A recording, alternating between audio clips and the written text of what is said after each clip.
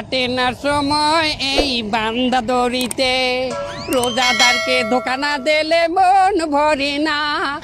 আমার সামনে কত মানুষে রোজা রাখে, তাগো দেখা বুকের মধ্যে কাকা করে।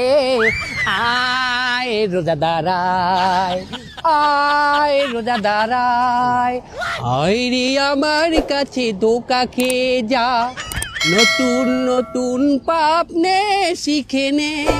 রোজা রেখে যখন ভালো লাগবে না তোর, ফেসবুক খুলে 200-300 রিলস দেখে নে।